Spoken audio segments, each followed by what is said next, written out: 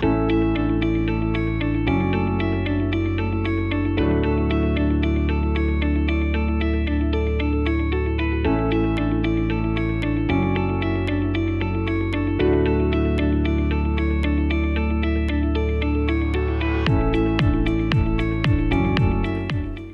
amis de l'ODG TV et l'ODG Radio, marhaba bikoum dans une nouvelle émission de Carrefour Santé. Aujourd'hui, j'ai l'honneur et le plaisir d'accueillir le professeur Houda Filali, marhaba bik lillah, qui nous fait l'honneur de se déplacer de Casablanca pour venir à Rabat pour les studios de l'ODG TV. Aujourd'hui, on va parler de la recherche dans le domaine du médicament. Oui, au Maroc, dans les facultés de médecine, on fait de la recherche médicale. Avant de parler de ce thème, je présente un petit peu le professeur Houda Filali.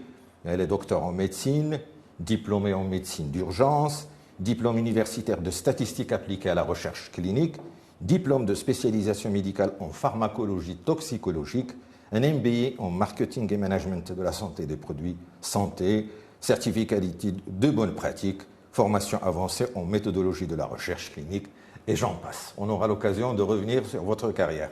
Mais aujourd'hui, vous êtes responsable du laboratoire de pharmacologie à la faculté de médecine et de pharmacie de Casablanca. En premier lieu, professeur Houda Filali, qu'est-ce que c'est que la pharmacologie? Tout d'abord, merci pour l'invitation. Je suis vraiment très honorée d'être présente avec vous ce matin-là. La pharmacologie, c'est une discipline qui a une particularité. C'est une discipline médicale, mais qui est à cheval. Donc, elle est médico-biologique. Et c'est une discipline qui est très proche de tout ce qui est recherche en domaine du médicament, mais en général, c'est en produits de santé. Mais le médicament vient en tête de liste. Et c'est une discipline qui est jeune au Maroc, alors que de par le monde, c'est une spécialité qui a démontré sa place parmi les spécialités médico-biologiques. Et la particularité également de la pharmacologie, c'est une discipline, est une spécialité qui est transversale, qui touche à tous les domaines, donc l'oncologie, l'endocrinologie, l'hémato, la gastro. Et donc cette transversalité, donc c'est elle qui fait de la spécialité une très belle spécialité et qui est très impressionnante et enrichissante. Vous dites que c'est une spécialité transversale. Tout à fait. Mais le cœur de métier de la pharmacologie, c'est quoi? Le cœur, c'est le médicament, c'est les thérapeutiques, c'est ça. Donc il y a avec un volet qui est clinique, qui touche au patient lui-même, parce que la pharmacologie, c'est quoi? C'est l'étude de l'interaction entre le médicament et le corps humain. Et donc, qui dit pharmacologie, dit bien sûr une spécialité qui cherche bien sûr à savoir donc, les effets du médicament, bien sûr, qu'on prend lorsqu'on a un problème X ou Y, et donc l'effet sur la santé, c'est-à-dire en termes d'efficacité, en termes de sécurité, en termes d'efficience également, d'utilité, et j'en passe. Et donc, du coup, vraiment, cette spécialité, ça, c'est son volet clinique. Et des fois, bien sûr, on est obligé de faire, bien sûr, d'aller encore plus loin, donc de l'effet clinique, vers, c'est-à-dire la biologie et savoir les posologies exactes à donner à un patient donné. Et bien sûr, donc, toujours avec une notion de sécurité pour le patient. Donc, dans votre laboratoire, il y a les médicaments que les médecins prescrivent pour leurs patients, pour telle ou telle pathologie. Donc, et au niveau du laboratoire, c'est de voir l'efficacité, voir éventuellement la toxicité, voir un petit peu les effets secondaires de certains médicaments. C'est en quoi ça consiste le travail dans le laboratoire de pharmacologie dans la faculté de médecine? Tout à fait. Le laboratoire de pharmacologie à la faculté de médecine de Kazan, c'est un service qui est à cheval entre le CHU Benoît Rocht et bien sûr la faculté. Le CHU Benoît Rocht, donc c'est l'activité clinique pure et dure, donc avec des fois donc une particularité biologique, c'est le dosage du médicament dans les matrices biologiques. Et à la faculté, donc c'est volet enseignement, donc on a vraiment un volume horaire qui est très important, surtout quand on est à cheval entre les deux filières, donc pharmacie et médecine, avec bien sûr donc la partie qui est très intéressante, c'est la recherche aussi bien préclinique que clinique. Parce que lorsqu'on dit clinique, c'est bien sûr l'être humain, c'est la recherche sur l'homme, mais lorsqu'on dit préclinique, qui est capitale, donc c'est une recherche qui est capitale pour aller vers la clinique, préclinique, c'est-à-dire en dehors de l'homme, et ça prépare la recherche clinique, c'est-à-dire des études qui sont réalisées soit in vitro, soit sur des organes isolés, soit carrément donc chez l'animal. Et donc c'est la partie qui est vraiment... Très bien. Pour expliquer à nos spectateurs, à nos auditeurs, donc il y a un laboratoire de recherche au niveau de la faculté de médecine de Casablanca, ce que vous appelez des recherches cliniques, c'est-à-dire les recherches auprès du malade, au lit du malade, dans l'hôpital universitaire. Mais ce qui est intéressant également, c'est les recherches qui se font au laboratoire, ce que vous avez appelé in vitro, éventuellement sur des organes de dissection ou sur des animaux. Là, ce qui m'amène à poser la question suivante, ce qui est intéressant et assez mignon, c'est que dans le laboratoire de recherche, qui se respecte partout dans le monde, il y a ce qu'on appelle une animalerie. Oui. Qu'est-ce que c'est qu'une animalerie au sein d'une faculté de médecine dans le laboratoire de pharmacologie? C'est l'hôtel, c'est l'hôtel des animaux. Donc l'animalerie, effectivement, donc c'est une chance d'avoir une animalerie qui date de très longtemps, donc depuis la création du service de pharmacologie à la faculté de médecine de pharmacie de Casablanca. D'ailleurs, c'était le plus grand plateau animalier donc d'une faculté de médecine. Vous avez à peu près combien d'animaux? Ça dépend, c'est-à-dire des périodes. Mais par exemple, actuellement, on est aux alentours de 280 parce qu'on vient de lancer donc une mise bas, des mises bas. Et les particularités également du service de pharmacologie, c'est qu'on a des petits animaux et des fois, on prend quel type d'animaux pour que l'auditeur et les spectateurs... Donc ça dépend des champs de recherche qu'on fait. Actuellement, donc, on est axé beaucoup plus sur la neuropsychopharmacologie et donc on a des rats Wistar, des rats de laboratoire de type Wistar. La neuropsychologie, c'est-à-dire l'effet des médicaments au niveau du cerveau. Tout à fait, pour des maladies neurologiques et les maladies psychiatriques. Donc tout ce qui est anxiété, dépression, les déclins cognitifs, la sclérose en plaques, donc tout ça. Donc c'est les petits animaux, c'est les rats Wistar qui sont vraiment dans le système neurologique, d'accord, et vraiment très proche du système neurologique humain. Et donc les résultats, donc il y a de fortes chances qu'il y a une extrapolation entre les résultats qu'on obtient chez l'animal et bien sûr donc les résultats qu'on peut obtenir bien sûr éventuellement chez l'être humain. Des fois, par exemple, il y a quelques années, on a travaillé chez des chats parce que les chats sont trop proches, donc le sommeil du chat est vraiment, il est proche du sommeil de l'être humain. Donc on peut avoir des chats des fois.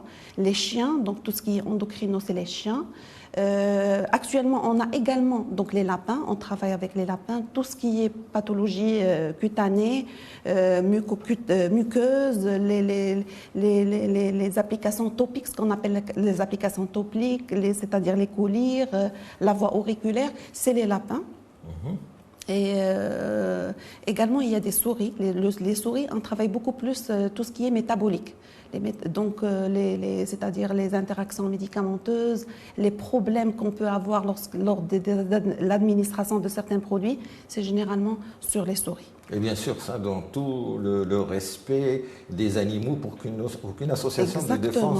Exactement. C'est réglementé. Tout à fait. On travaille dans les bonnes pratiques du laboratoire. C'est vrai qu'il n'est pas réglementé encore chez nous. Mais ce qui nous oblige à suivre un peu la réglementation internationale, c'est le fait, bien sûr, lorsqu'on a des résultats et on veut publier, donc il faut absolument, d'accord, décrire la méthodologie avec laquelle on a travaillé et les conditions d'hébergement de ces petits animaux et comment, bien sûr, donc le chercheur c'est-à-dire le protocole de recherche, comment il a manipulé, etc., etc. Des fois, on prend des vidéos et on leur renvoie les vidéos comme quoi vraiment la situation ou l'expérimentation s'est déroulée en bonne et due forme en respectant les bonnes pratiques du laboratoire et également ce qu'on appelle les 3 R, donc du respect de l'animal. Les 3 R. Qui sont c'est la réduction, c'est-à-dire que le nombre des animaux était respecté, était vraiment adapté à l'expérimental, avec le minimum vital, c'est-à-dire on va se dire on va prendre 100 rats pour vérifier, par exemple, l'efficacité de tel. Non, c'est statistiquement. Il y a des protocoles précis. Exactement. C'est statistiquement calculé, tout vraiment doit être en ordre. Pourquoi? Parce que c'est après lorsqu'on veut publier, il faut absolument, d'accord, démontrer qu'on a effectivement respecté les conditions du laboratoire et également l'éthique de l'animal. Donc je rappelle aux téléspectateurs auditeurs qu'on est en train de parler sur le domaine de la recherche médicale et pharmaceutique au Maroc. On fait de la recherche, il faut qu'on le sache. On le fait à la faculté de médecine de Casablanca, on le fait dans le laboratoire de pharmacologie qui est dirigé par notre invité, le professeur Houda El Filali. Quels sont les derniers travaux sur lesquels vous avez travaillé et qui ont eu et bénéficié de publications dans ce qu'on appelle des revues internationales indexées? On travaille, au sein du laboratoire, on travaille dans un cadre d'équipe. Et puis, au sein des équipes, on est dans des laboratoires de recherche. Donc, nous, on a une équipe de recherche qui s'appelle la pharmacologie des cancers. La pharmacologie des cancers, on travaille beaucoup sur c'est-à-dire la découverte in silico. Ça s'appelle in silico par modélisation, d'accord, de molécules. Tout d'abord, on commence avec l'in silico parce qu'aujourd'hui, c'est ça la base de la pharmacologie. In silico. In silico. Et ça veut dire quoi? In silico, c'est avant l'in vitro, c'est-à-dire en s'aidant, donc c'est le drug design, oui. C'est bien sûr donc des recherches et des screenings qui se font donc à l'aide de l'ordinateur avec bien sûr les bases de données, d'accord, qui sont répertoriées avec des logiciels un peu particuliers pour essayer de prédire l'action par exemple d'une molécule donnée, d'accord, avant de l'administrer in vivo, avant de l'administrer même chez l'animal. Donc ça se fait dans nos laboratoires. Rapidement, pour expliquer à nos téléspectateurs, donc il y a une phase de simulation où le chercheur s'aide de l'ordinateur, puis il y a la phase in vitro, soit sur l'animal, soit sur un organe de dissection, puis in vivo chez l'homme. In vivo, d'ailleurs, l'expérimentation animale, ça y est. Animal, in vivo, vous avez parfaitement raison. Professeur Houda El Filali, qui dit recherche médicale, dit recherche de fonds, d'argent.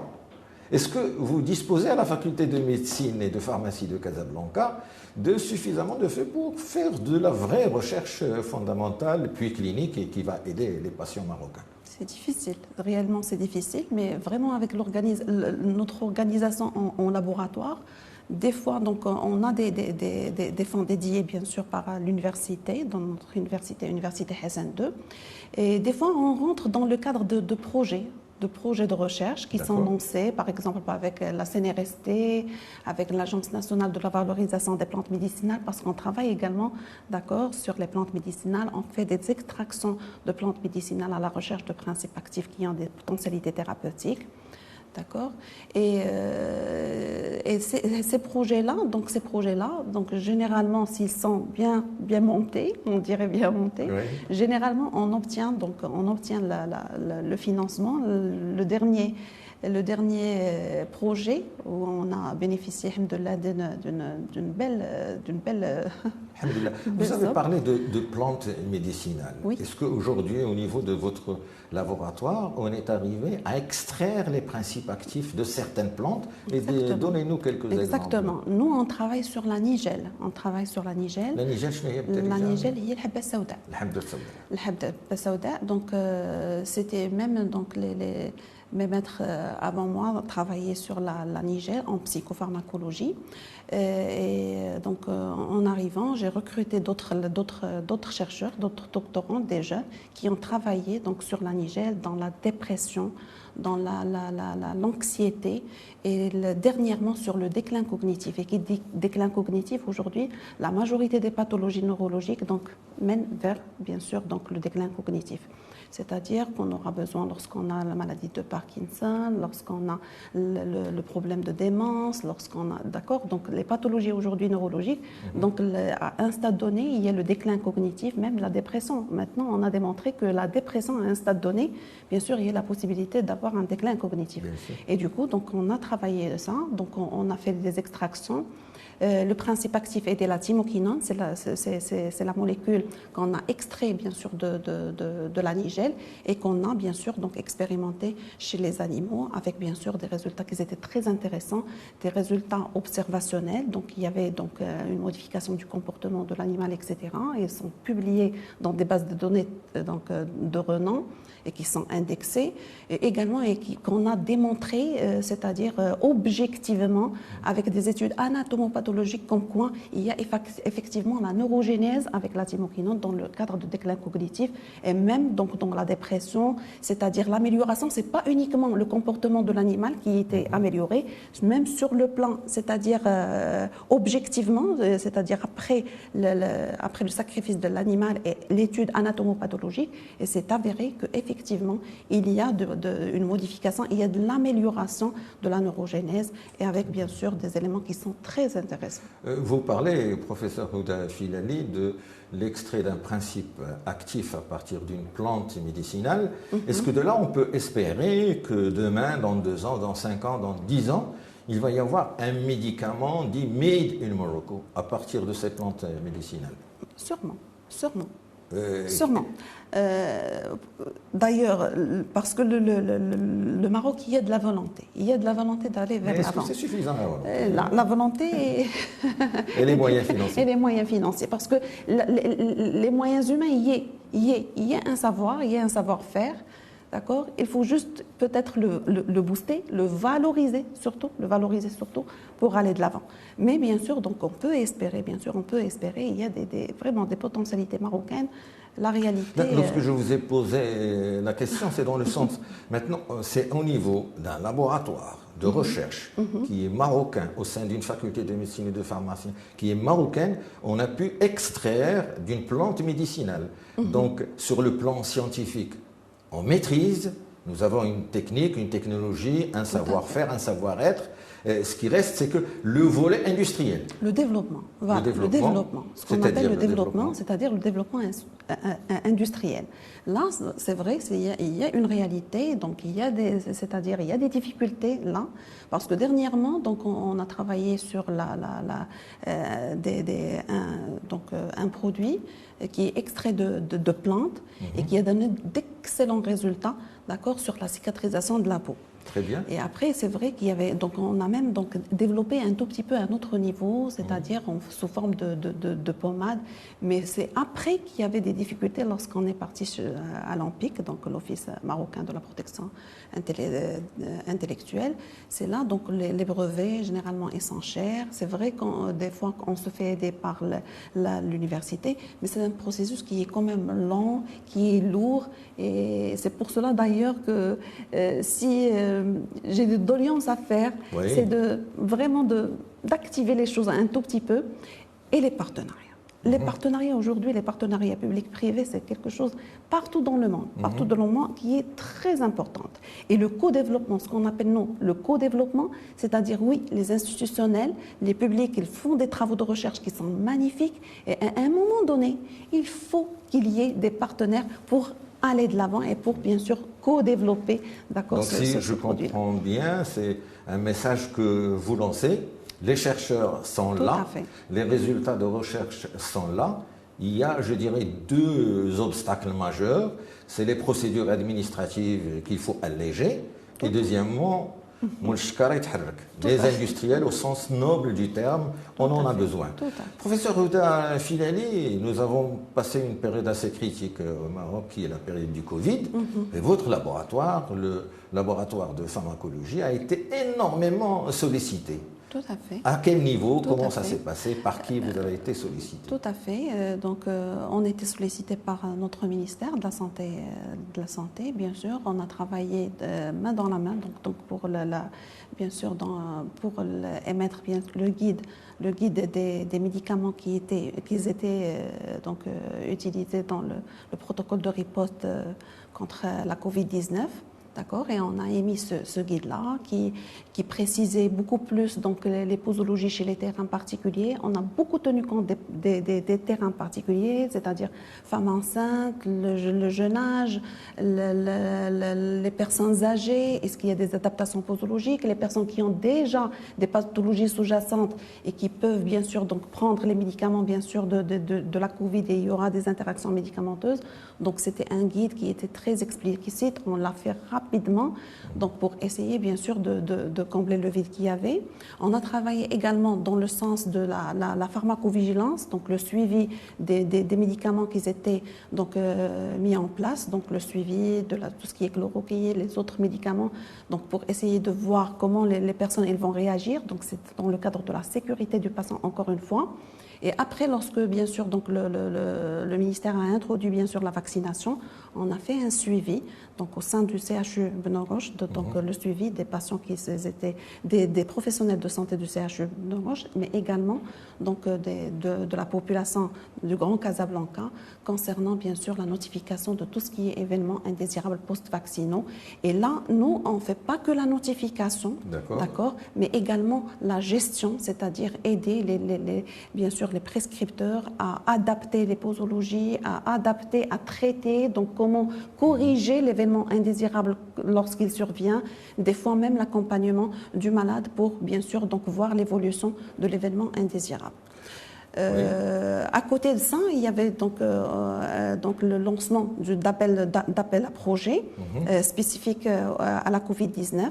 On a bien sûr donc on a déposé notre protocole encore une fois sur la nigelle, donc la thymoquinone qui était un extrait parce que avant donc on faisait de l'in silico et l'in silico on a démontré qu'il y avait une activité antivirale qui est très intéressante, d'accord, de la thymoquinone.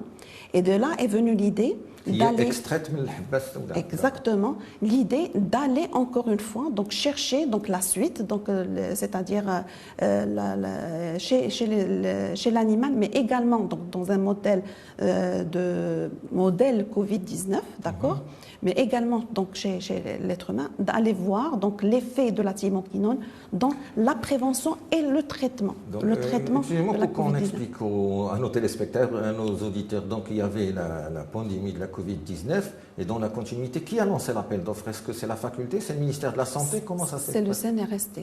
Le Centre national de recherche scientifique et technique. Donc c'est la poursuite pour comprendre mieux ce que c'est que le Covid. Tout à fait, tout à fait. Vous savez, les médias, ils ont parlé, le vaccin contre le Covid, d'effets secondaires. Il y a du faux, il y a du vrai. Vous, en tant que scientifique pharmacologue, qui est le vrai du faux concernant le vaccin anti-Covid? Comme tout médicament. Très bien. Comme tout médicament, donc le risque zéro n'existe pas. Le risque zéro n'existe pas et la particularité, encore une fois, n'importe quel médicament, n'importe quel médicament peut entraîner un événement indésirable, ce qu'on appelle événement indésirable, d'accord, qui peut être lié ou non lié, bien sûr, à la prise médicamenteuse ou au vaccin. Et donc, du coup, il y a également une notion qui est très intéressante, c'est la susceptibilité individuelle. Donc chacun a une susceptibilité, des fois en prenant l'exemple du paracétamol que tout le monde connaît. Donc c'est un médicament avec bien sûr un bon profil de tolérance et on le prend pour une bobologie, n'importe quel mot, c'est-à-dire une douleur, une petite douleur, mais il peut entraîner un événement indésirable ou un effet indésirable. Et donc là, le vaccin comme n'importe quel médicament, bien sûr, peut avoir ce revers de la médaille.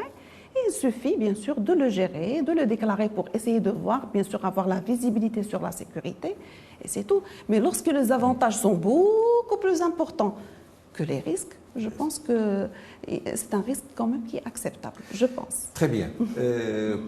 Professeur Houda El Filali, vous êtes là en tant que chercheuse. Est-ce qu'il y a beaucoup de femmes chercheuses dans le domaine médical au Maroc? Un chiffre comme ça, pour avoir une idée. Un chiffre, je ne peux pas vous donner un chiffre, mais les femmes, très bien, on vous félicite.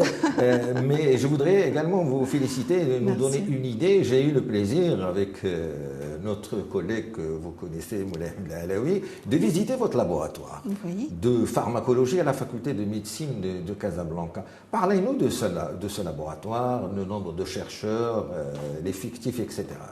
C'est un fourmilière, c'est une fourmilière. D'accord. C'est vrai que le nombre elle est restreint, actuellement elle est restreinte parce qu'il y avait le départ de professeur Tiazi, à la retraite anticipée, le départ de professeur Co, qui sont bien sûr les premiers chercheurs. Les pionniers. Exactement, les pionniers de ce service-là. Il y avait le départ de Madame Harari, donc il y avait le départ des grands, je dirais des grands. C'est vrai que l'équipe elle est restreinte. Aujourd'hui, on est donc à 5 enseignants. Entre médecins, on a un pharmacien avec nous, donc militaire. Les résidents, donc c'est eux qui travaillent, bien sûr, donc ils font beaucoup donc, de travaux beaucoup plus cliniques. Oui. Des résidents médecins et pharmaciens, parce qu'on commence à recruter également les pharmaciens pour cette spécialité. Et il y a les doctorants. Ceux qui font beaucoup de recherches, c'est les doctorants. Et on recrute en moyenne, donc en 4 et 5 par an. D'accord ? Et c'est bien sûr la cheville ouvrière du service.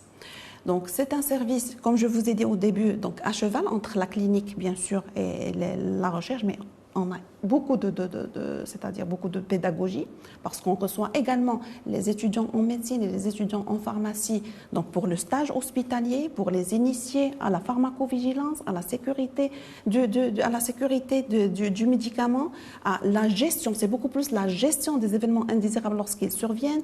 On les initie à la prescription rationnelle des médicaments. On leur fait bien sûr des travaux pour essayer de voir la prescription lorsqu'ils deviennent bien sûr donc des prescripteurs, comment ils vont gérer la prescription, etc. Mais également, on les initie à la recherche pour la fibre, pour leur inculquer un peu de la fibre de la recherche. Très bien. Professeur Outefileli, moi j'ai connu ce laboratoire de pharmacologie de la faculté de médecine et de pharmacie de Casablanca, où je salue notre ami professeur Farid Hakko.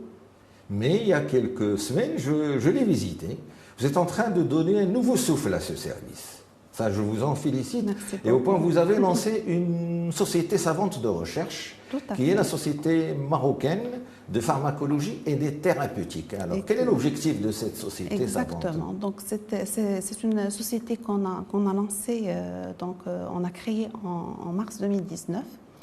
Le premier objectif, de faire valoir cette spécialité. Donc, il n'y en a pas beaucoup.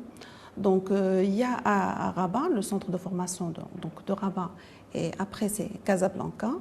Casablanca, c'était le premier centre qui formait les médecins pharmacologues. Oui. Donc c'est une particularité.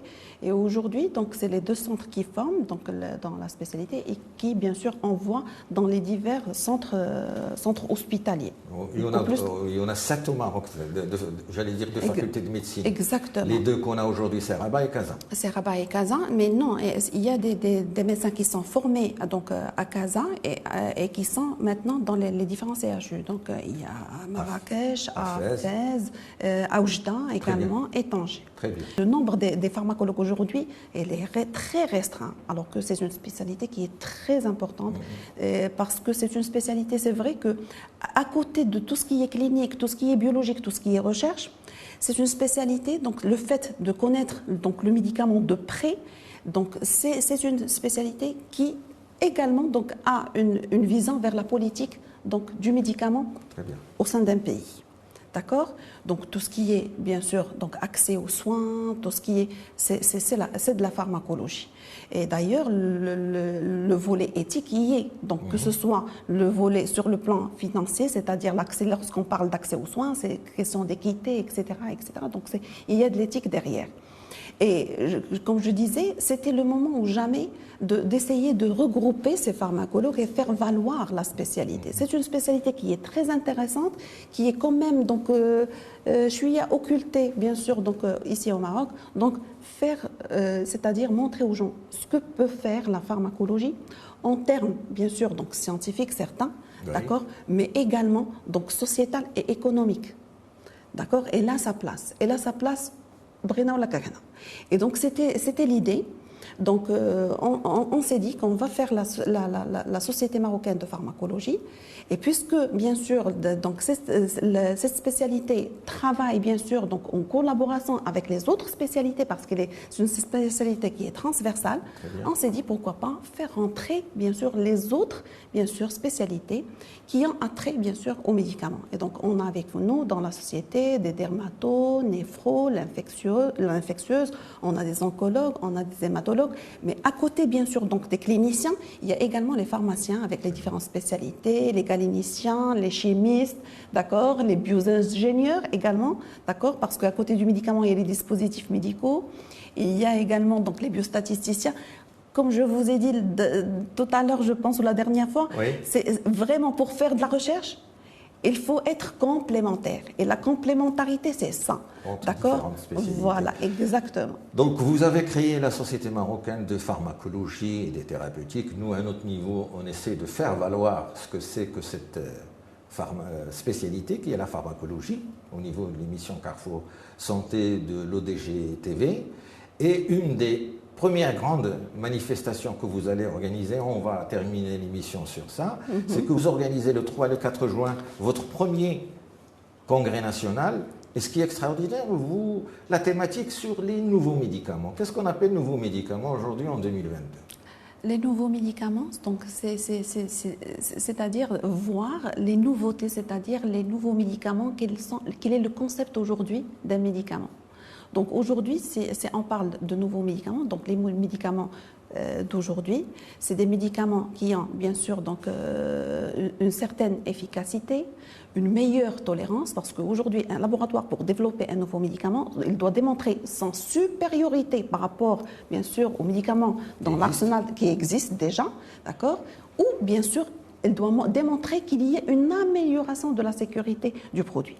Et là, on le voit beaucoup plus en onco-hématologie parce que c'est en tête de liste, c'est là où il y a beaucoup de recherches, beaucoup d'investissements, d'accord, parce que c'est vraiment ces déserts thérapeutiques qui sont preneurs. D'accord. Il y a en cardiologie, en endocrino. Et là, bien sûr, donc le congrès a réellement elle a deux esprits. Le premier, c'est motiver, valoriser la recherche marocaine.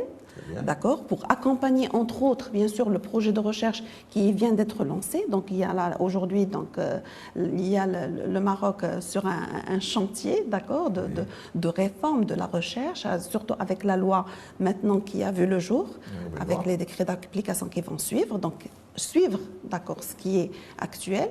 Et l'autre volet, parler des nouvelles les molécules qui sont mises sur le marché, aussi bien donc au Maroc.